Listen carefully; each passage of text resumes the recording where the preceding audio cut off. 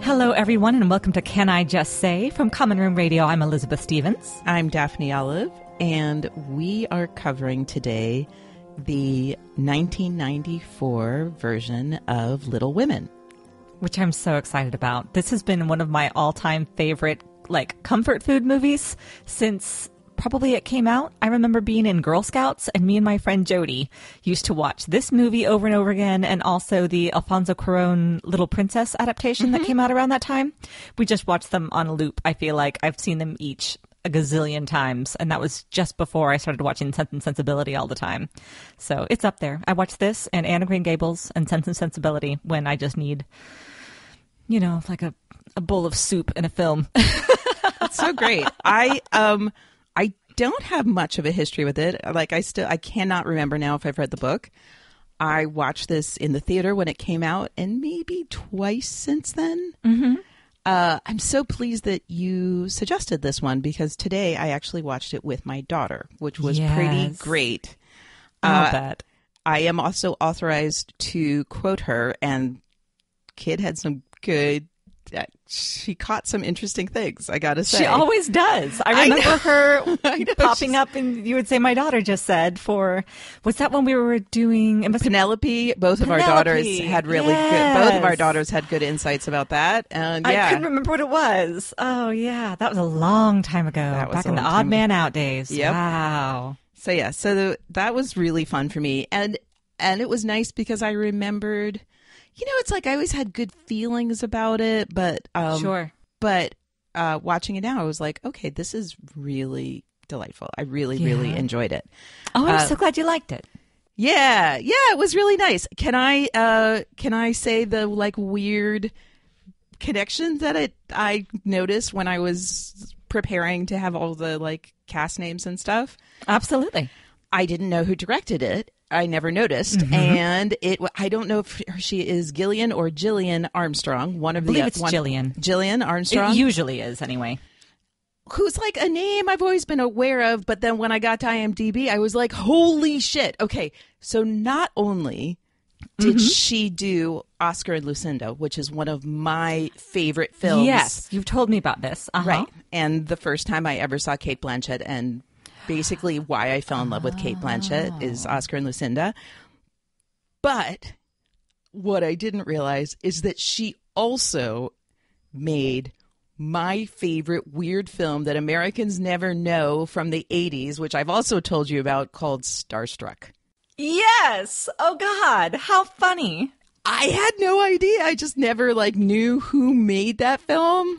Mm-hmm. You have to. I mean, maybe we can do that as a commentary track movie, because okay. I don't know if it warrants an episode. How about I'll watch it and I'll let you know if I feel like it should be an episode or a commentary track, because I'm thinking I would love to watch more of her work. I think this is the only one that I've seen. There were a lot of names, a lot of titles that I recognized, but I love how this film is directed so much in the production design. I would be fascinated to see more of her stuff. Okay. And I would just want to see more films by women anyway, period. Well, I think I did bring up Starstruck when we were talking about Baz Luhrmann, because for me, Starstruck... it's Australian, right? Right. She's Australian. It's Australian. Starstruck fits into, it predates Baz Luhrmann's films by quite a bit, but for me, it fits into that, bombastic, wonderfully weird... Yeah. type of movie that in the 80s was what I loved in Australian film. And I think what really, when I first saw Baz Luhrmann, why he immediately spoke to me, because I had spent my teenage years watching films like Starstruck. Sure. So definitely watch it. And then we can decide what we'll do with it. I would love to talk about it. Oscar and Lucinda. Absolutely. We need to do as a podcast episode. Yeah. Okay. And read the book, actually. Oh, I didn't even know it was a book. Okay. Yes. I'm in. It is a book, and it's beautiful and also quite weird. A lot of Christian stuff. So it'll be interesting to see me revisit that and you talk about that.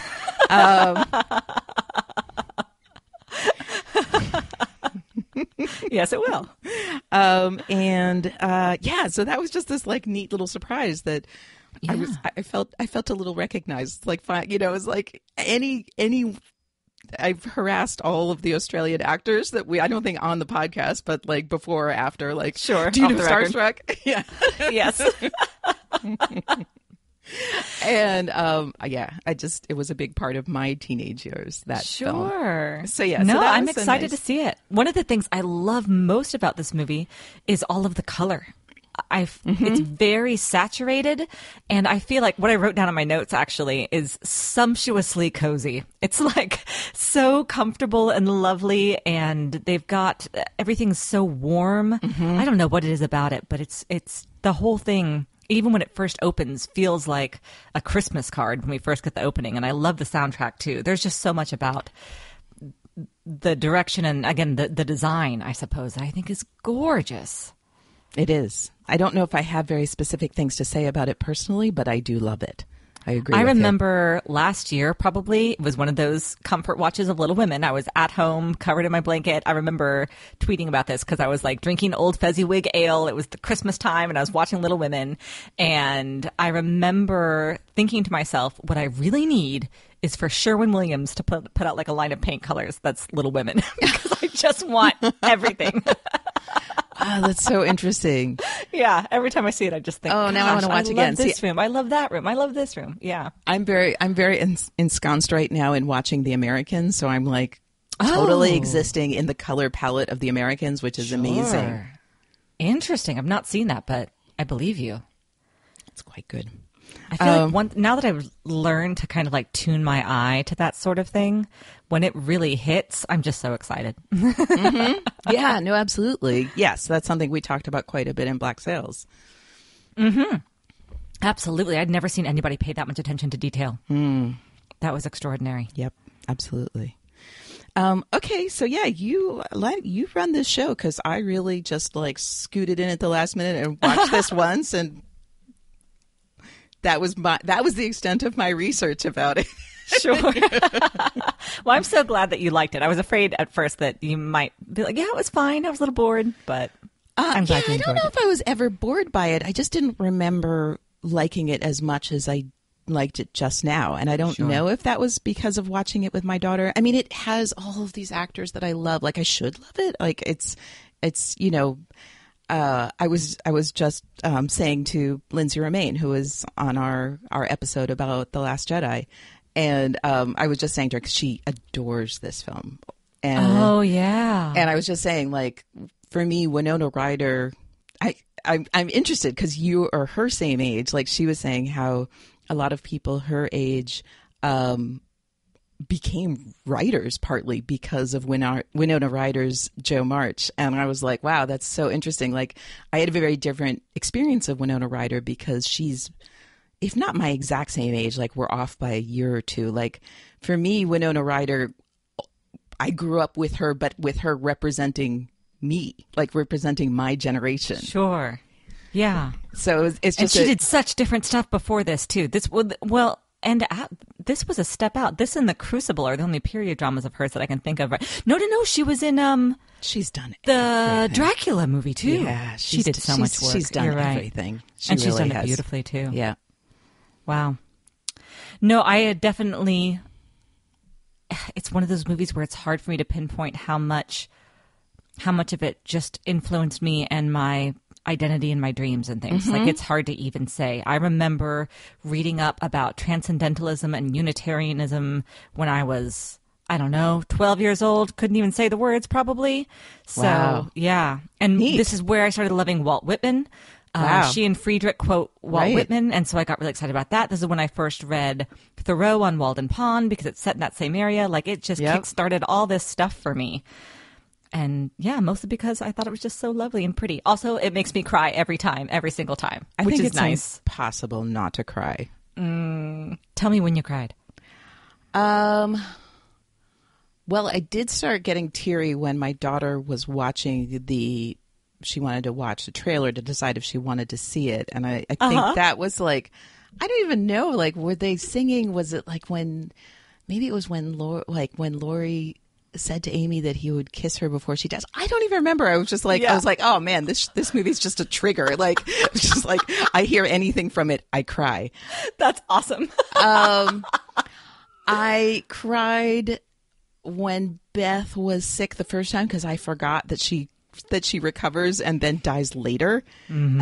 So I didn't remember that. And so actually when we see the empty bed and they do that little like trick that you think she's dead. And so mean. June's so like, mean. June's like, is she dead? And I was like, and I think I gave away that she was going to die because I was like, I thought she was dead then. So, sure. I don't know. When did else? I don't know. I'm not sure when I cried.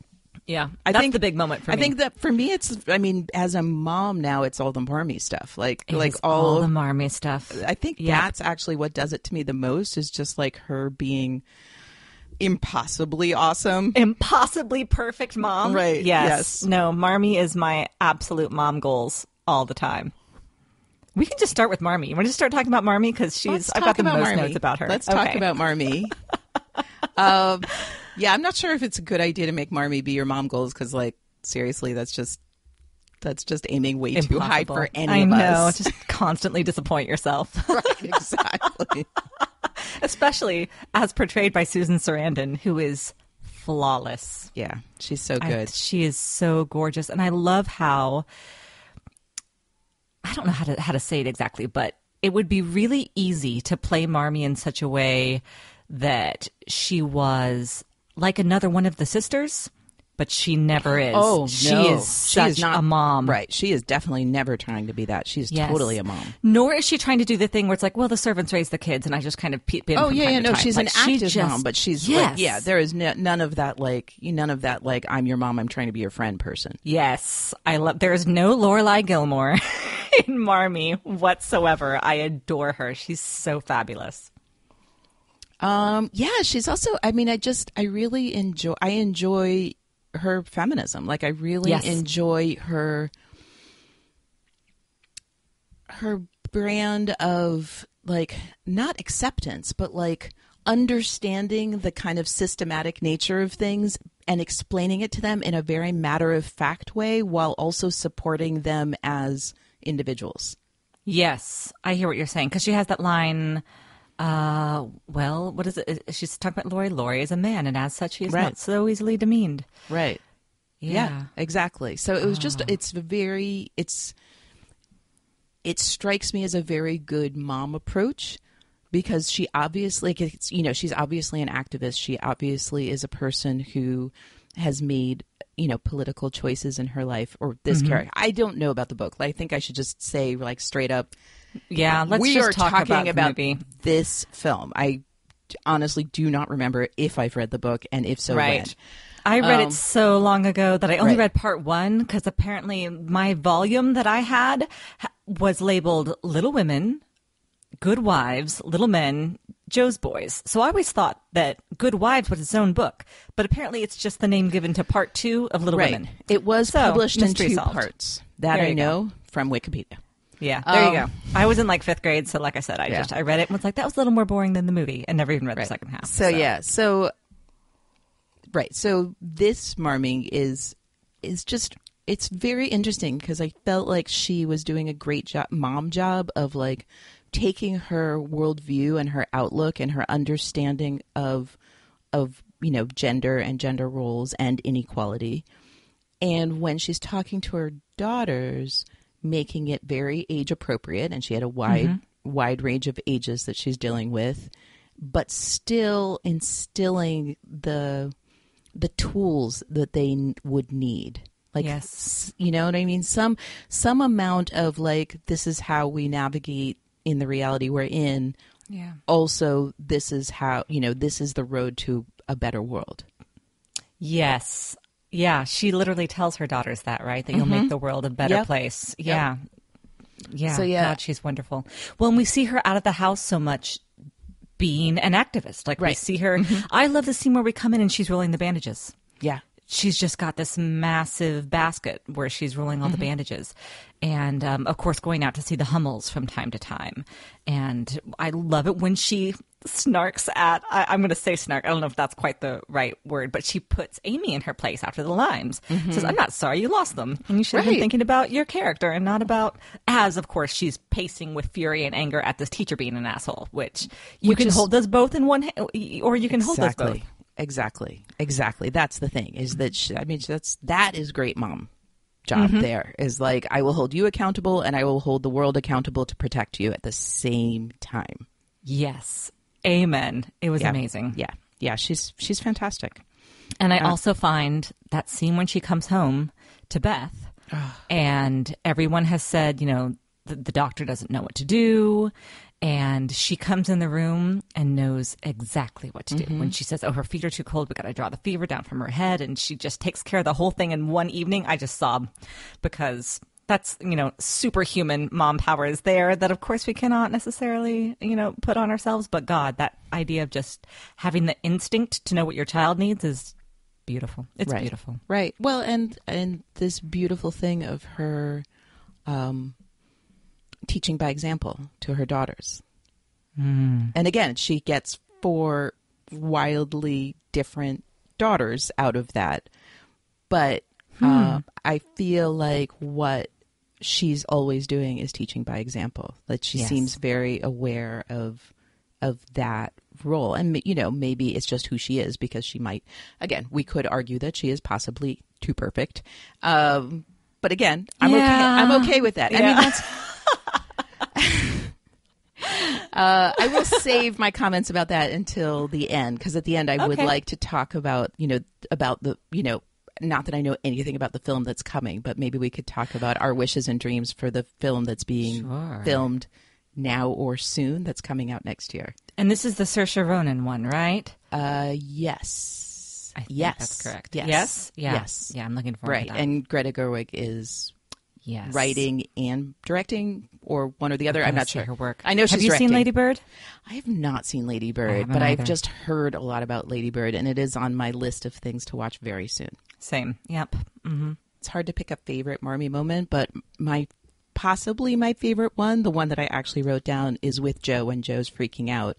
And she basically, I didn't write the exact quote, but she basically said that you're such an extraordinary person. How could you expect to lead an ordinary life? Yes. I love the way Marmee constantly offers little suggestions and perspective to her girls, but never tells them what to do. Yes. She makes it clear what she would do. And that's enough, even just saying, have you thought about it this way? Right. Instead of, what this is, which is so different and a little, could be domineering, but her delivery of everything, just the way that she influences her children without strong-arming them, is gorgeous. Well, and that's part of what I meant about the leading by example, is that she wants them to have self-determination. Yeah. So she has found a parenting style that gives guidance, but really focuses at the same time on the self-determination that she wants them to develop. That makes a lot of sense. I love how she leaves them in charge of the house a couple of times. And we see that, Meg has a pretty clear idea of how to run things. She's got like the rag bag money or whatever. And Beth takes care of going to see the Hummels. And then, of course, they have Hannah. They have the servant, which I feel like having a servant makes everything a little bit easier. But what do I know? think that, kind of built-in babysitting also, so you can leave for 4 or 5 hours and everything's fine. Also multiple children. That's true. Meg, how old do we think that Meg is? Probably late teens, I'm going to guess. Thinking, in the beginning, late teens. I mean, we go through quite a bit of time frame in the span of this film. But yes, I think she probably starts out, she went to a coming out, so that would have been 16, I believe. I think 16. That sounds right. I feel like when we meet them, it's like 16 and 15 for her and Jo. That feels right to me. We should do a sister now. I want to talk about I guess we should probably start with Joe, no? Or should we start with the other sisters so and work we up can to Joe? probably gloss the other sisters pretty easily. So let's do that. Let's gloss the other sisters and work up to Joe. I do have things to say. I'll bet you do. I just saw that face. Uh-huh. I have possibly a controversial thing to say. Wow. Hard to talk about Joe. Joe's awesome, first of all. I don't know. What do you want to say about Joe first? Like, I have so many things to say about her. Oh, Joe. Joe is interesting. Joe is most interesting to me because I feel like as a friend, or certainly as a sister, I would struggle with her a lot.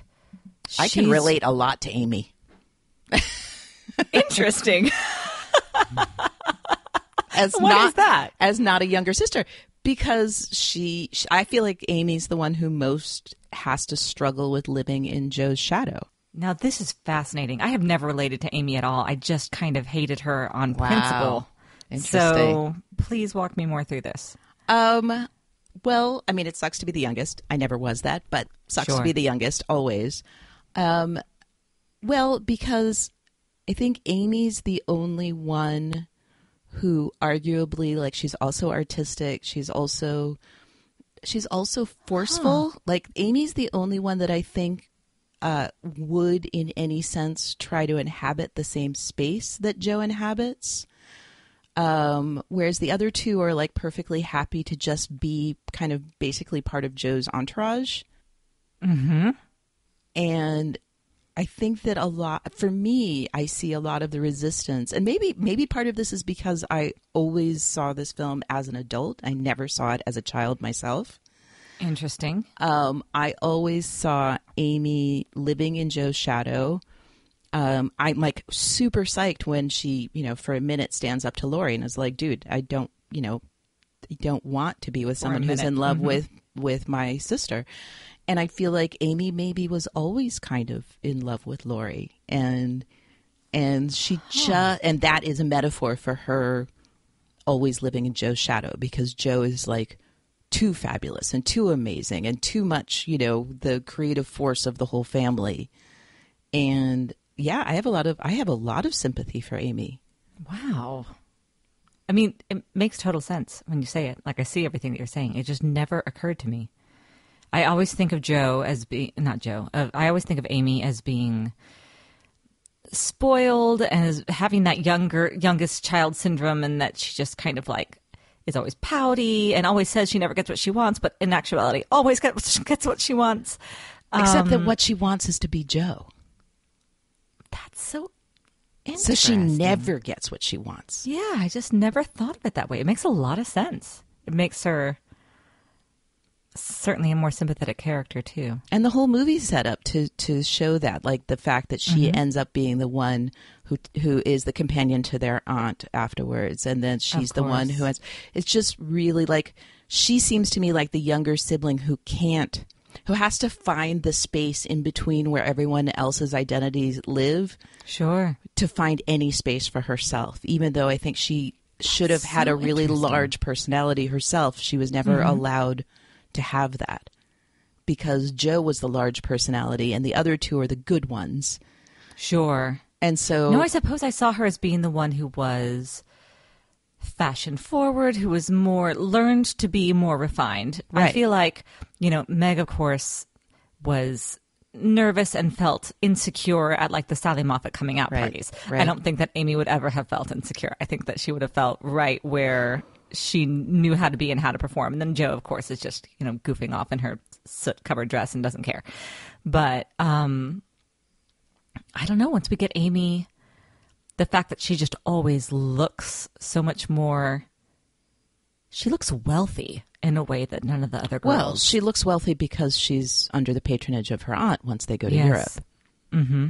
God. Which she went, that was part of the going to Europe, was partly to help her with her painting, but, was said explicitly, was partly to get her a husband. Yeah.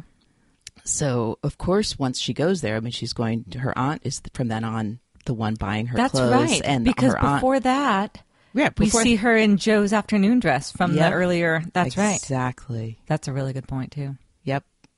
Right. She's in hand-me-downs from her older sisters. Again, very thematically appropriate. Yes. She's in the hand-me-downs from her older sisters until her aunt takes her to Europe. I am so glad you pointed that out to me. I don't know if I would have seen it since I've just seen the movie so many millions of times. And also, I think because of the age where I first started watching it, where I was, of course, almost the exact same age. I think I am the same age as Kirsten Dunst, or really close. She's just a little bit older than me, I think. Right. But it's really, really close. So Amy is, of course, the one that I feel like is probably the most like the age that I was when I was watching the movie, but I was aspiring so much to be Jo that she was always just like my own kid sister who I hate, who's burning my manuscripts. So that makes a lot of sense. Wow. Thank you for that perspective, Daphne. Sure thing. Yes, I guess an Amy defender. That's like, I really am interested in her. I find her, she's not quiet, but what is interesting about her, I think, is really, I mean, again, it's a great cast, but Kirsten Dunst is really, she's so good, isn't she? Such a prodigy. Yes, that's a good word. Oh my God. I mean, her and like, she's my favorite part of Interview with the Vampire. She's the best part of Interview with the Vampire. By a lot. Yeah, by a wide margin. She and a couple of costumes. Yes. Antonio Banderas with his cameo is pretty fucking awesome. You're right. Yes, touche. God, I haven't seen that in ages.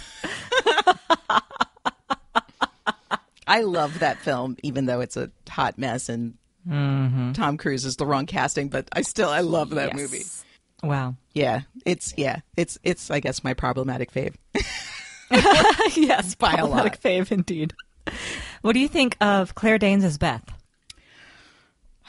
Okay, well, are we going down the Beth road? I guess maybe we will do the other ones and then come back to Jo. Well, I have a lot of problems with Beth as a character. Interesting. Okay. Claire Danes is great. I mean, she's always great. All right. I've been debating ever since, like, it was so interesting. Like, June, my daughter, and I talked about Beth a lot. Like, she was upset about Beth dying, but not the way a 12-year-old, like, not the way she usually is upset about death. Like, she was upset the same way I was. I guess I'm going for it. I feel like, to some extent, Beth was fridged. I think that Beth died to inspire Jo. Like, Beth died as part of Jo's story. Yee. I know. It's an ugly way to look at it, but valid. Yeah. Because, then it's Jo opening that trunk. That's what gets her to finally write the way that Friedrich wanted her to write all along. That's when she gets in touch with her essential self. And I don't feel like Beth, like I just said, I feel like Amy really has a story. I don't think that Beth has a story. Beth definitely does not have a story. No, I think that's absolutely right. Exists to be the embodiment of virtue and for other people to reflect their own goodness on. Like when somebody does something nice, like when Laurie's grandfather gives her the piano, that's for us to feel good about Laurie's grandfather. When people are nice to Beth, it is so we will feel good about those people. And again, I feel like Beth exists in largest part to inspire Jo and to read Jo's letters and, and to create concern and to create and to let Marmee look like a great mom. Like she has no selfhood. Sure. She has a doll. That's what she has. She has the okay. I'm going to push back a little bit. She has the piano playing. She has a piano playing, and that's beautiful. But again, it's like it's almost like Lucy Honeychurch. Like she plays so that other people can stand around singing and enjoy her playing. Okay, I'm going to push back just a little bit here. Please push back because I feel really bad saying this, and I'm sure I'm breaking a lot of people's hearts. People are really mad at me right now for saying this, but this is how I feel about her. Narratively, I have no argument. Like, narratively, that is why she exists in the plot. However, as a character, I think that she has moments, I think specifically of Like right in the beginning, she's the first one to say, perhaps we should give the Hummels our bread. Yep. Which I see what you mean about her being just like the embodiment of virtue, and she's just so perfect and kind. But I think, especially with Joe being such a spitfire, with Marmee in so many ways being such a spitfire, I like the kind of quiet goodness that we get from Beth, especially when she says everybody can't wait to leave or something, but she says, I like being home. Right. Her monologue right before she dies is great. That is the only time she gets. Mm-hmm. That's the only time we get any sense of who she is for her own sake. That speech is terrific. Mm-hmm. Yeah, no, I think that she was certainly lost in a role of service, but I think that is part of her character. I think it's what makes her death so tragic is that she never left home. She was always, or I say left home because I mean she went out into the world a little bit as far as like taking care of the Hummels, but she didn't have any kind of ambition, I suppose. But she also didn't have interiority. Of course, she was also very sickly for a long time. Right. Well, this gets to the second part of what bothers me about her. Mm-hmm. Is I feel like there's a subtext of that the sister who is least exceptional can just die off. Woof. I mean, yeah, yikes. I don't know. I just feel like there's a definite leaning in this whole story mm-hmm. towards the idea that you have to be special to sure. be valued. There is a lot. Okay. I'll have to track this back later when we talk about transcendentalism. Okay. We will come back to Beth. Okay. So yes, that's the other part of it that bothers me mm-hmm. is that I feel like everyone gets to be special except Beth. I would still argue that Beth is special for her selflessness and her goodness. Okay. Like I think that those things are sincere with her, and she really does value harmony in the family very much. Sure. She has no inner spark, and I think the story values inner spark. I mean, it's the same reason why we're supposed to like Friedrich. I mean, part of why the reason why Joe likes Friedrich and not Laurie. Like Laurie's also kind of an empty vessel. He's more active than Beth. He gets more interiority than Beth. Mm-hmm. But Friedrich, because he has philosophy and has opinions about art, we're supposed to value him more than we do Laurie. Interesting. Again, that's not giving Laurie a pass. We're going to talk about Laurie. He sucks.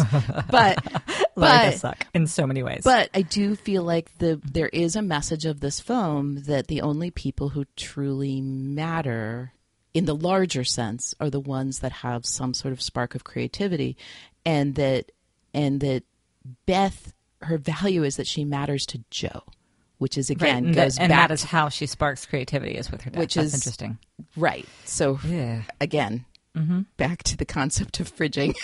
Like this is right. This is I mean, sure, it's better because we're killing a female character to motivate a female character. So I guess that's better than creating a female character to motivate whose death motivates a male character, but like really just by a little bit. All right, I will stop with that. I've said my no. It's okay. Piece. That's interesting. It's a very interesting perspective. I feel a little bad. I'm sorry, listeners. I know so many people are so emotionally tied to this story and to her death. Like I remember in Friends, there's the whole episode in Friends where Joey reads Little Women and oh God, I'm forgetting their names. Recollections. Uh-huh. And they're like waiting for him to react to Beth dying. And, sure. I vaguely remember this plot point. Vaguely. It was one of my moments where I was like, wow, I mean, it's just like, I feel like my whole life I've had these moments where like Little Women shows up in other popular culture. And I'm like, oh man, I really should read that again. Probably read that one day. It's funny. The only thing I remember from the book is that Jo cooks and ruins everything. She does salt on the strawberries instead of sugar, and the cream is sour. Okay. And that is everything I remember. All right, let's talk about Joe. I love that Joe ruins everything. I love that Joe is like the ideal of femininity of the time. She is the including her name. Like, I love the simple thing. You don't think they go too far with that and make her just so boyish to say that the only way to be exceptional is to not be... Oh, yeah. No, that is totally embedded in the story. Yes. Yes, that is true. You are right. And still, it amuses me to no end. I love the simple thing. Yeah. I love the simple thing that she's Joe and he's Laurie. Like, I love. Oh yeah, sure. I just the androgynous names there. In general. You are right. There is definitely that thing of like the only way for a woman to be great is to be. But at the same time, it addresses that because she can't publish, and then she publishes under the name Joseph, and then when she finds her real voice, then she can be published with her name. So I feel like it's there, and also the story is critiquing that concept a little bit. Yeah. Let's talk about Joe's real voice. Okay. She seemed to really enjoy writing what she was writing before Friedrich shat all over it. I thought. I totally want to read her vampire things. Like, what's the matter with that? Like, she was Anne Rice before dagger? Anne Rice was here. Yep. Exactly. What's the matter with you, Friedrich? I know. She didn't have to write about her sisters and knitting to be a great writer. Okay. She probably wrote stuff about pirates. Seems like it. Seems like. Her plays rocked. They were crazy and wonderful, and she's just like totally understood like how to hook a reader and like there's definitely a message here of like popular art is bad art. Oh, sure. Now that's interesting. Like if you give there's so many things that I would want to connect just because like it's Alcott, of course. And I think everybody realizes that there's a lot of Louisa May Alcott and Joe. It's just one of those things that's just kind of accepted. Right. And I think that she might have even said that, that it was based on, loosely based on her own family. Probably. Yeah, that makes sense because it's so accepted now that it's hard to say. Like sometimes who knows? The myth of something overtakes the actuality so much. Right. But I think that Alcott and Joe are known to be versions of one another. But the Alcotts were, part of that community of the Transcendentalists in Concord, specifically with Thoreau. And I'm trying to think who all of them were. There were so many. Walt Whitman was one of them. Right. Oh, goodness. We're specifically digging deep down into my English lit. Yes, which I haven't had my, big English lit classes yet. But Wikipedia was a friend to me. And I was just digging around a little bit yesterday because I'm just so curious about all of it. And I had forgotten, like, why I picked up these books because I never had to read them for school. So it's like, why do I have I definitely read them for school. A dog-eared, highlighted, underlined version of, of Thoreau's works and stuff. And it's because, I think it's because of Little Women. I'm almost positive that's that great. It is. That's awesome. Yeah, it is awesome. But, but there is, I'm just going to do this now really quick because it's really hard to talk about the characters without talking a little bit about transcendentalism. Because no, please do. This is great because I really know nothing about that. Okay. Well, it touches so much why Marmee is Marmee and why Joe is Joe and why Friedrich, because he, of course, jumps on this, well, this is German Romanticism, which apparently did pull a lot from German Romanticism. All right. So here are 4 themes of transcendentalism, which came out in one of Emerson's greatest writings, I guess, The Oversoul. Emerson was the one I was looking for. Emerson was the other one, who I also love. Let's see. So point number 1, the human soul is immortal and immensely vast and beautiful. Number 2, our conscious ego is slight and limited in comparison to the soul, despite the fact that we habitually mistake our ego for our true self, which I think we see a lot with Amy. 3, at some level, the souls of all people are connected, though the precise manner and degree of this connection is not spelled out, which I think, again, we just see in the actions of Marmee all the time. Like, why is she rolling bandages and why is she visiting the Hummels?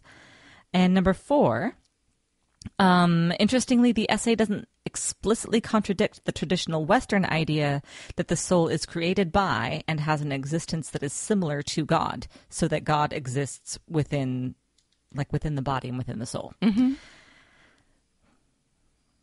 So anyway, I think that you see this idea, because of course transcendentalism was a pushback against, we had been doing the awakening and enlightenment, which were just kind of at loggerheads, and transcendentalism kind of pulled those two thoughts together. Like, you are a soul and you have a mind, and you should put these two things to use together to be like the best version of oneself, I suppose. And also that truest and most individual self. And there's so much that's there, and a lot of it's really woolly that it's hard to nail down exactly what they believe. But the idea of being an individual who is connected to both God and man and science is really big. I like that. I mean, that seems like... I love it. Right. That seems like an essential part of... we could call, like... I mean, it's not American philosophy, but I feel like that's kind of an essential part of, like, the thread of what became a huge part of American literature. Like, that sort of outlook. Absolutely. Yeah. Well, and so many of the great writers of the time were transcendentalists. Yeah. So absolutely. Interesting. It's kind of a generic, a really watered down sort of, I don't know, humanism meets theism that I think is beautiful. Yeah. I love it is very beautiful. Interesting. And so you end up with these characters who are not dying to self in the Christian sense, but rather rising to their fullest self and then putting the good out into the world. So, like, it would be essential that Jo find her voice and write her book and put it out there, because that's a part of, like, accessing her divinity, I suppose. Yeah. Which is something that speaks to me a lot. Yeah, yeah. No, that to me too. I mean, in a more secular way of looking at it, but yes. Neat. So one day I'll have to read about German Romanticism. Sounds like maybe we both need to. Maybe so. I'll triple major and get philosophy. there you go. Maybe not. Okay. Shall we dump on Laurie for a while now? Or do you want to go back to Jo? Yeah. Talk about Meg. Well, actually, I would like to talk about, let's talk about each of the two men separately, and then possibly about men generally. Yeah. No, I was going to say Meg. We skipped Meg. Right. I don't feel like there's much there to say about Meg, actually.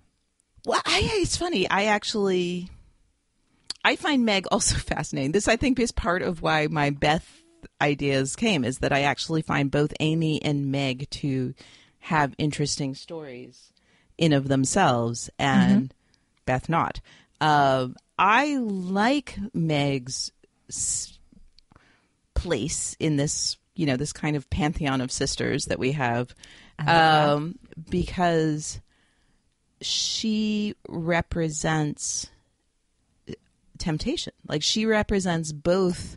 Interesting. Both the urge towards a societal, like, external idea of propriety, which I think is really important for us to be reminded of, because it gives us this wonderful contrast between within their house, where they all are, just their crazy, wonderful selves, and outside of the house, where that is not, like, we needed a reminder that that's not how women are supposed to behave. Sure. Yeah. That makes a lot of sense. Like she is someone who shows, like, what outliers the March women are. Yes. Is that what you mean? Exactly. Yeah. Exactly. So I like that that's her role. So we do have these moments. And for me, it was fun because I was watching now with my daughter. So I got to, who did not grow up with any sense and has not really started reading literature from that period. So this was my opportunity to explain to her a lot of the constraints that were on women. Like, she didn't understand, like, why wear long skirts when they're going to get dirty. And so I had to explain about, and again, we have that moment with Meg where she was very scandalized about Laurie touching her ankles. Yes. So I think it was really just important in the narrative, and you and anyone who's listened knows that I am very fascinated with how literature by women and about women from past periods interplay with the constraints on women. So I find her very interesting, but also I love that in addition to that, she also has this moment where she was offered the opportunity to wear the fancy dress and drink and flirt, and she went down that road as well. So I found that really interesting, that she both is representing the exterior social constraints that, again, the movie knows that its viewers, because it was done in 1994, it understands that its viewers thinks that those constraints are absurd and horrible. So she represents that, but she also represents the one person who kind of is tempted to go overboard in the opposite direction. Yeah. And so she's kind of representing like exterior femininity or societal femininity in both extremes. So I find that really interesting. I also honestly like John is the only man that I really like, and I like their romance. I mean, he's okay. Yeah. I do have to admit, like, I do have like an Eric. I love Eric Stoltz, and he's just was a part. You know, he was a part of my youth and my film growing up, and he's also around my age, and he's just an important part of my personal pop culture experience. Sure. So yeah, so I have to admit that I do adore him, and that's part of it. But I also like their romance, honestly. Yeah. Like it's lovely. It is. It's lovely. Well, and especially our first introduction to Meg, you know, she's looking out the window. Well, we did the Pickwick Society, which we'll talk about that later, because that's such a big deal. So much fun. Love it. But when she's looking out the window and they're looking at the boy next door, you know, and she says, I wouldn't mind living in such a fine house and having such nice things. And they're saying, well, you know, what if you meet someone that you love who's not rich? And she does. She has to make a real choice. Like she has always wanted to have, you know, and they show that very clearly when she goes and she does get gussied up and dressed up. And she's really shining before Laurie comes and shames her because he's an asshole, but we'll get to that later. And I think that she could have done what Amy did. Yep. She could have absolutely done what Amy did in her own way. You know, she wasn't an artist, of course. But she did. She chose a simpler, more domestic route. God, I cannot imagine having twins and being poor in that time. But what we see, and we have to just accept what we see, they seem happy. Seem quite happy. I know, we get that wonderful moment of them like full on making out. Yeah. And I just love that. Pretty darling. Right? It's just like that. It just works for me. They work for me as a couple. No, I love them. I love them. So yeah. So, okay, now we can talk about Laurie. Okay. Yeah. So Laurie, okay, first of all, I think it's important to say, from my perspective, Laurie is Christian Bale, who was in Newsies, so I should have loved him in this movie. Loved him, should have loved him. Interesting. Never did. Okay. So I think that's good. Points to you, 12-year-old Elizabeth, who knew, wait a minute, though, this guy. Why do I like him again? Okay, see, I never watched Newsies. I know you love it, so that's just... Whoa. I know. I've been holding out all this time because I know if anyone is interested, there's an Odd Man Out episode where Elizabeth talks about Newsies, which I love. For a long time. Yes, I do. So I've never seen that. Okay. I don't know what my first Christian Bale... This might be the first time I saw him because I know he did... Did you see Empire of the Sun? I did, but I saw it after this. I saw Empire of the Sun not when it came out in the theater. And I've never liked Christian Bale. I've always... So I guess Daphne. I have to admit that as well. He creeps me out. I don't know why. Sure. He just creeps. But He's kind of a mouth breather. I do fall in, even though I don't like Christian Bale, I do always fall into the, like, in the beginning, liking Laurie, even though I know better. Like when he and Joe first meet and they're like dancing around and stuff. Sure. I like him for a minute. And but can I now quote my daughter? I have authorization to do this. Please do. I cannot wait to hear what June says about Laurie. I was so impressed. So the first time we see Laurie is when the the sisters are upstairs. I don't remember if they're doing newspaper or doing play at that moment, but they're doing something, and there's a light and, wonderfulness, and just the four sisters being awesome together. And then we see Laurie like looking up at the window, and June's comment was, "Wow, that's creepy." Thank you, June. I have a note right here that says "creepy peeping Laurie." Completely agree. So impressed with her. Good I for was like, you, so June. so like what a good girl. We talked over dinner afterwards about how like visual representation of what you're supposed to feel about the character, and I said, this is amazing. Like, you totally understood Laurie before he ever opened his mouth, because you caught on to the visual language of this film. The visual cue. Oh, I know. Good girl. I know. I was so into her because I had never noticed that particularly. Mm-hmm. Can I say where we went with the discussion over dinner? Yeah, please do. So we started talking about how that is a representation of how Laurie, his whole story. His whole story is based on some level him peeking at them from afar and wanting to be with them. Right? Mm-hmm. And do anything to do that. Right? It's part of his weird, creepy proposal. Right. It's part of both of his weird, creepy proposals, honestly. Yes. So then she said, well, but can you blame him? We all want to be part of the March family. And I was like, dude. She's not wrong. Like, especially because he's got nothing like a sibling or even a parent. Right. So to looking at a family. That's true. He's never had a family. That humanizes him a bit, I have to say. No. Of course, he's not. He's not all bad. He's definitely, but at the same time, he is a bit of an audience surrogate. Like, we watch the March sisters be fabulous together. And we want that. We want to be part of a group of sisters that's that awesome and has that much fun and is that creative and all of that. But he has all this money and all this privilege, and he's just squandering it. Yeah, no, he sucks later on. But there is even then, though, I feel. But there is a part. There is a part of the characterization of Laurie that is representing us. Like, we've talked about this in other stories.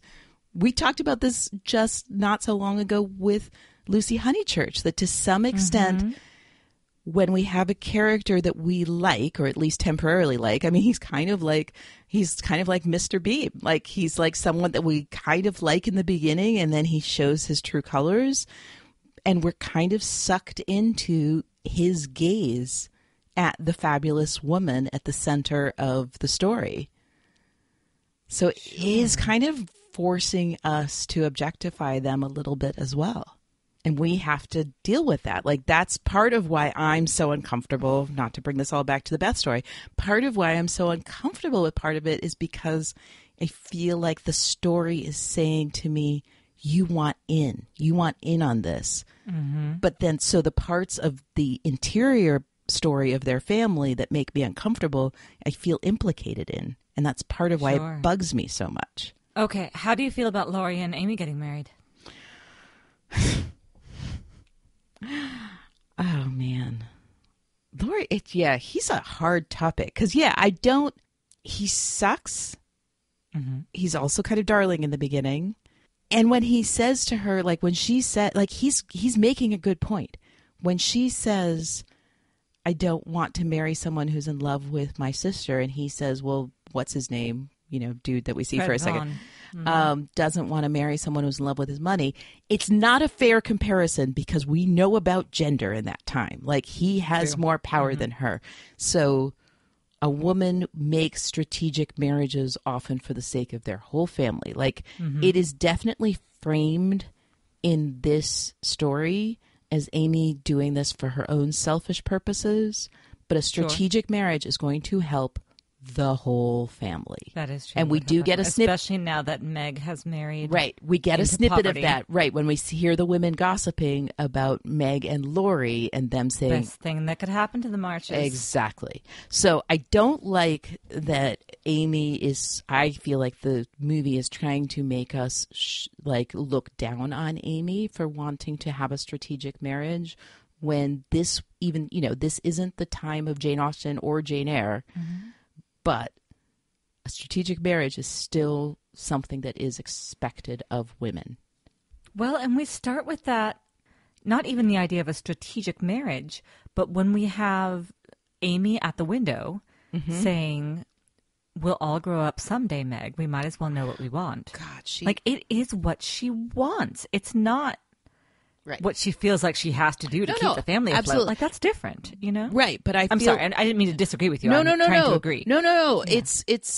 It's complicated, but I feel like it is complicated. The story is like, I feel like the movie is playing lip service to the importance of strategic marriages without actually going into the importance of it. Yeah. The consequences and all of that. It's like it very much is romanticizing the poverty that is obviously somewhat of a choice of the March parents. Mm-hmm. It is really romanticizing that and not at all talking about how gender and money and marriage. Yeah. Again, I always have to clarify this when we talk about these stories. We're, of course, talking about a relatively affluent class. We are not talking about women who are servants, women who, worked in God knows what, women who are women of color who had been, were enslaved in the South at this time. I mean, this is the time of the Civil War. Would we call them middle class? Is that fair? Yeah. I mean, to the extent that a middle class existed, I mean, they were the formerly wealthy. I mean, it's obvious that their father comes from a wealthy family. We don't know Marmee, like what her background is exactly, but it is made clear that they are somewhat impoverished by choice. Yeah. He could have taken the Laurie route. Again, and Laurie is scorned for taking that route to some extent, but also maybe a little bit like that's his redemption because he wants to be worthy of Amy. But again, I think we're supposed to in the movie think that this is him wanting to be worthy of Amy because we're supposed to think of Amy as somewhat materialistic. Mm-hmm. When in fact, there's another way to look at it where Laurie's just like pulling his fucking shit together, like rather than just be like a drunken rich dude who's like, oh, woe is me, Joe March didn't love me. Yes. Well, and I think, no, I'm sorry. I'm trying to think. There's just a lot going on here. There is a lot going on.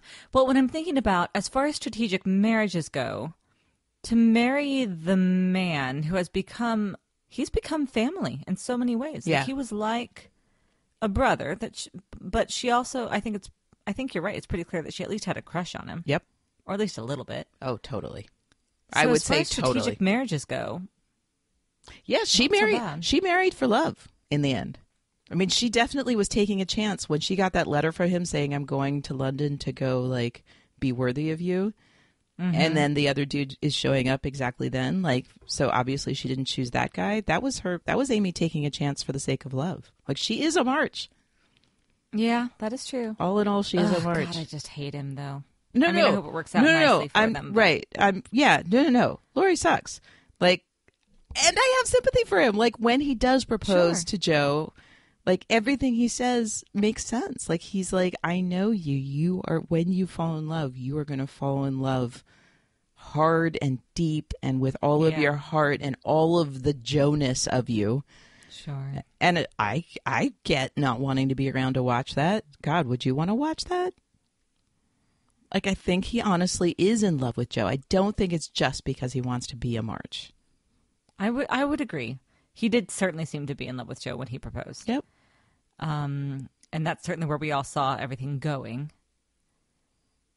I don't know. I still don't know how I feel about him marrying Amy. I mean, I don't like it.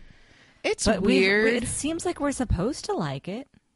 Like Joe seems like, oh no, really, I'm so happy for you. It's so great. I don't know if I hate it. I just right. I don't know if we're supposed to like it. I don't know if we're supposed to enthusiastically like it because Amy herself had reservations about it in the beginning. So Sure. I think we're supposed to have conflicted feelings about it. I think we're supposed to end up okay with it. All right. Well, that's where I land. Right. I land on I think okay that's with it, right. not I thrilled. don't but think you're supposed. probably they'll be fine. Well, and that's the interesting thing is like, I mean, now I guess we have to talk about Friedrich. Like, Sure. Do we have an example other than Meg and John of like us being like, yay them? I don't feel like we do. I don't like Friedrich very much. Nope. I mean, I love Gabriel Byrne. I love Gabriel Byrne. Okay, this is my next confession. Okay. I love Gabriel Byrne so much. Like when people do those lists, you know, of the actors that like, you know, that Like they you could hall pass for this actor. Yeah, he's on the top of my list. Always has been. Okay. Sure. I can totally see that. Yeah. 100%. I don't Very know good. when I fell in love with Gabriel Byrne. It wasn't this. That's a good question. I think, well, it wasn't this. What did I see? Like, is The Usual Suspects before this? I mean, definitely The Usual Suspects is like yeah. a huge ingredient in that. Sure. I don't remember if that's what did it or if this is what did it. I don't know. Or something else, some other random thing that I probably saw. But yes. Yeah. Well, Friedrich, anyway. Okay. Horribly patriarchal. Do not like. If Laurie is a man-child, then Friedrich seems very patriarchal to me. Right. I do not like how he talks about Joe's writing. No. Fuck him. Right? Thank you. God, I love you, Daphne. Right? Fuck that guy. I know he makes good coffee. There's that time we see him playing on the ground with the kids, and I guess we're supposed to really like that. Yeah, that seemed just totally Their like fingers that was touch like with oranges. That, right, I mean, that was it's pretty. The but what playing is- on the grounds with kids really felt like a checkmark thing. Like, let's checkmark. He needs to be fun. That's right. Have to have a reason to like him. Right? Check. No, Yeah. the Good opera with thing kids. worked for me. The opera thing totally worked. Opera for thing me. worked for me. The opera thing totally worked for me. Like, I love that he's translating for her. I love that we buy that he probably grew up going to the opera and she did not. And so this is this beautiful connection because we know, again, it's so funny because it feels counterintuitive to the things she was writing. Like, opera is It's true. bombastic and Yeah. crazy storylines, and it feels like opera fits with the crazy stories Yes. she's always written. Like, for Totally. me, the opera was the moment where he said, okay, I was just being pretentious. Like, I see you. I understand you. Like, I'm going to take you to a high, like something that's considered high art, but is actually the kind of Sure. storytelling that you have been doing all along. Uh-huh. And yet, But right, even after that, he's like, oh, yeah. all his... When she's like, "Oh, I'm going to take this to your publishing friend," and he's like, "Well, he's a good man. He'll tell you what he really thinks." Right. Fuck you. Right. There is more to you than this if you have the courage to write it. I mean, I get what he's. I We're don't s- get what he's trying we're to say. supposed What's he to, trying to say? we're supposed to think that was him seeing her essential self. I really do. I think that we're Louisa supposed May Alcott thought him very romantic. Yep. I think he's written as a romantic hero. I just. Do you don't think like he it was very written as much. that old? Like, I got to say, my 12-year-old was just like over and over again, like, that guy's too He's old for her. Yeah, That guy's no, too he old is for too her. old for her, and it's creepy. Yeah, it is creepy.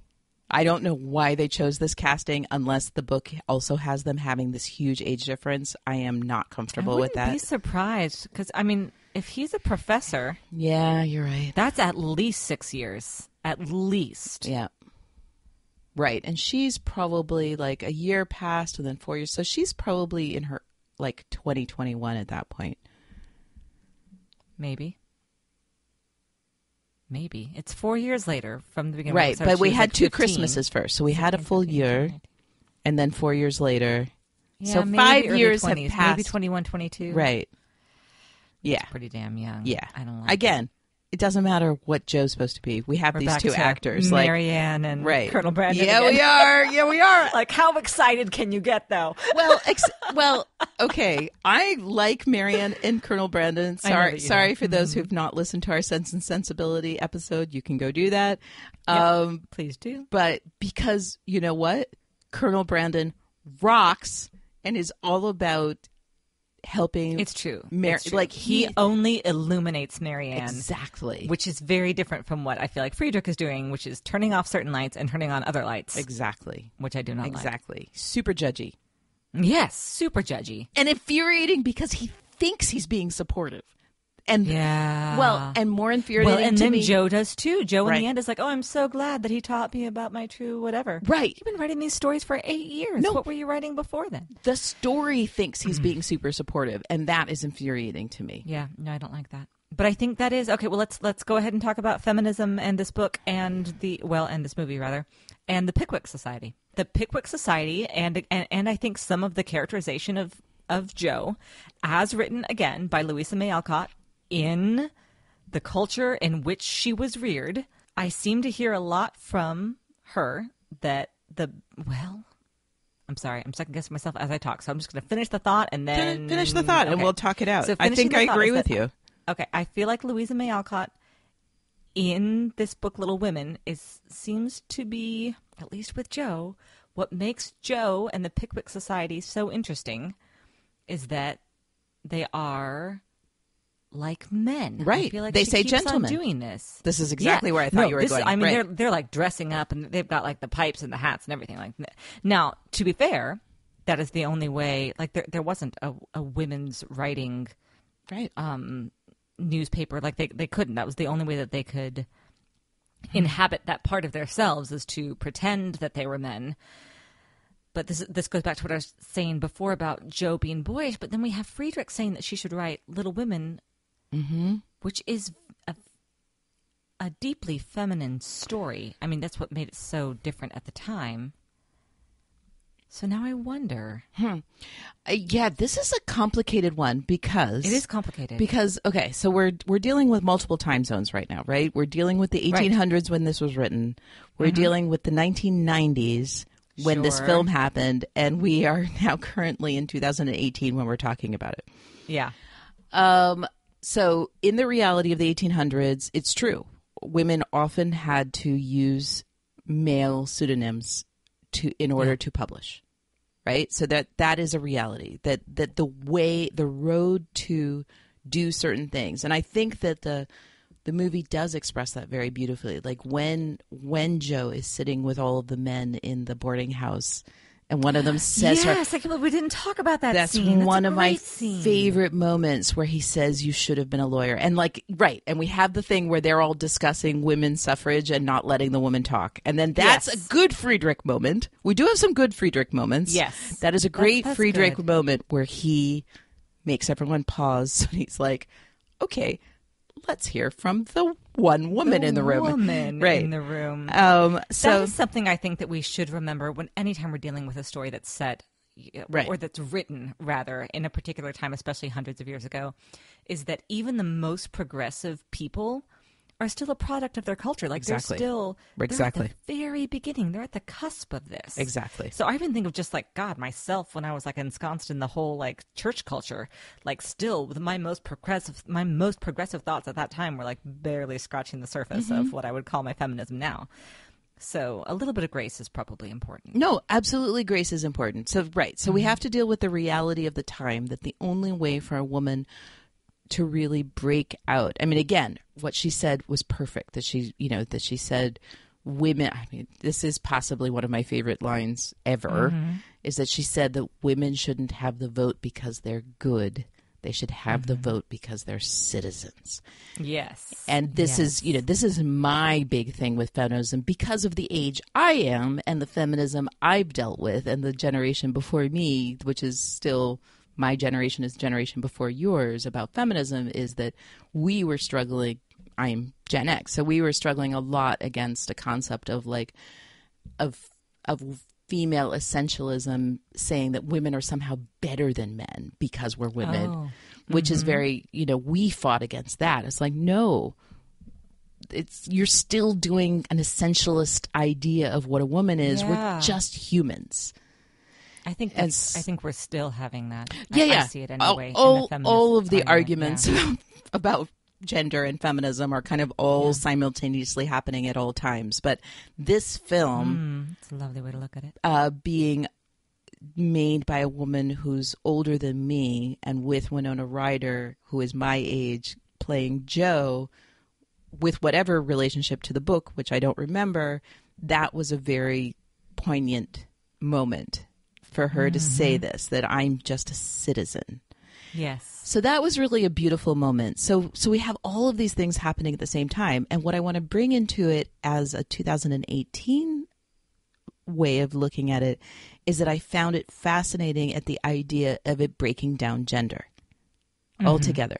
So it's like, yes, there is the criticism of saying that the women have to pretend to be men in order to be writers, or, you know, but again, we have the reality of she said to Laurie, she said to Laurie, like, if I moved to New York, I would want to be on the stage. Do you find that scandalous? Because it was scandalous. Of course it was. I had, again, to explain that to my daughter. Like, yes, and in that time frame, when he goes to the Harvard, idea... Was Harvard still all male at that point? Absolutely. I think it was for quite a while, right? Yes. I was trying, actually, I went to one of the first women's schools in the country, which is Vassar. And I meant to actually look up when Vassar started. I think Vassar already existed then, but just barely. I mean, it was just, you know, so women didn't. I feel like the film really does a great job of expressing that, of just like, oh, right, that's what the man says, is that he says, you would have made a great lawyer. And she said, I would have made a great many things. A great many things. And it's so true. I mean, it's so important to remember the limitations that were on a woman like Jo. Yes. And like you said, to give her a bit of grace.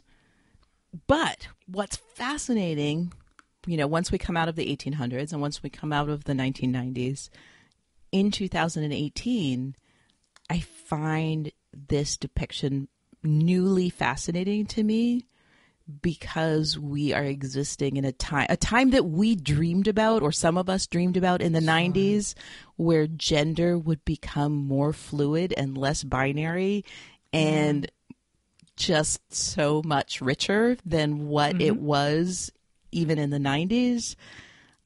So when you watch, or when I watch this film as someone who was 25 in 1994, to watch this film now, it felt to me like such a delicious playing with the idea of gender. So yes, there's the criticism that the women need to pretend to be men, even in their own imaginary play, in order to allow themselves these things. Right. But another way of seeing it in this time frame is that they're existing in a world that was already exposing gender fluidity. Sure. If you have any hopes and dreams for the one that's currently being made. Oh, yes. I would hope that they don't decide to try and make it super... You know how they try to make these things just like more real, and then they just get grim and gritty? I don't want that. I don't want grim and gritty. I do want... it's funny, more real. I don't know if more real... Well, no, more real actually is what I want, but more real doesn't necessarily mean grim and gritty. It doesn't. Right. Yeah. I want the sisters to each be more people, including Jo. Sure. Like, I feel like they are... Not caricature is not the right word, and archetype is not the right word. I'm looking for the right word for it, but it was almost like, you know, personality types were divvied up, and you're just inhabiting, like, they're not flat. Just a little two-dimensional, maybe? A little bit. No? Like, I don't want to call them completely flat, but what I want is just, I want a little bit more fully fledged characterization of each of the sisters. That's what I want. So more real, because I do feel like to some extent these sisters are representations, all of them. I mean, Beth the most, but all of them are representations of a certain idea of womanhood, and I want all of them to have just a little bit more personhood. Sure. That's lovely. Yeah. That's interesting, too. I do think in order to judge it as an adaptation, you have to read the book, right? Right. But there are so many things a film can do. Like there are beautiful adaptations that don't stand that close to the book. Actually, they're just inspired by them. Absolutely, so and they could definitely go that direction. Right, and remakes exist in the context of the versions before them. So there is that as well. Sure. And of course, there are so many people who still feel like the only Little Women is the one with Katharine Hepburn as Jo. Exactly. Which I've never seen. Nor have I. I tried to once. I've only ever seen this one. I can't. I've only ever seen this one. So yeah, that's my kind of hope and dream for the new one. I have no idea where it's going to go, but it's a good cast. Yep. Again, I'm sure it'll be lovely. Yet again, this story has inspired a very good casting. Yeah. Okay, your homework for our next episode is that we decided in the course of this episode, inspired by the idea of women who have to be creative in the guise of a man, we are going to cover the film Impromptu, in which Judy Davis plays George Sand, which is a woman who wrote and dressed as a man. Gorgeous. I'm just looking at images now, and I'm so excited. Hugh Grant. I've been watching so much Hugh Grant lately. Okay. This is beautiful. All yeah, right. This is a fabulous cast. A really fun film. Really, really fun. This came up last episode because we were talking with Louise Barnes about A Room with a View, and this has Julian Sands in it. Of course. Also has Mandy Patinkin in one of my absolute favorite Mandy Patinkin roles. Yeah, that's right. We've talked about doing Yentl before. We'll have to do Yentl someday. Yeah. Oh, sure. That would be great. Has Bernadette Peters. I mean, it's really fun. Okay. This is a really fun film. 100%. I'm there. And it's about the actual affair between George Sand and Chopin, which was kind of a gender-bending relationship on many levels. And yeah. That's amazing. Yeah. I'm so excited. It's a really, really fun film. Let's do it. So yes, all right. Everyone watch and enjoy that. Seriously, enjoy. I know you will enjoy it. I'm so happy to be... If as many people haven't seen it as it feels to me like haven't seen it, then I feel wonderful about forcing everyone to watch it because it's just so much fun. Gorgeous. Well, thank you everyone so much for listening. A special thanks to all of our patrons. Postcards will be going out soon for our patrons that have joined us from August to October. I'll be filling those out this week. You guys keep the mics on, and you're helping me pay for university, so thank you. And also, we've started our Black Sails commentary tracks. The one for the first episode of the first season is already in our Patreon feed, and we are going to do all of them. We are going to do commentary tracks for all 4 seasons, and we're going to have so much fun doing it. And hopefully, it'll be so much fun for you all to listen to. Absolutely, God, I can't wait. So until next time, from Common Room Radio, I'm Elizabeth Stevens. And I'm Daphne Olive. Can I Just Say Podcast is a Common Room Radio production. For more information and our other shows, visit commonroomradio.com. To show your support, pledges of as little as $1 a month can make a big difference. Visit patreon.com/commonroomradio to pledge support and access bonus features that are just for patrons. And join the conversation by using the hashtag #CanIJustSay and follow us on Twitter @JustSayPodcast. We request that you keep your tweets respectful and positive, and you can always email us at podcast@commonroomradio.com. Thanks for listening.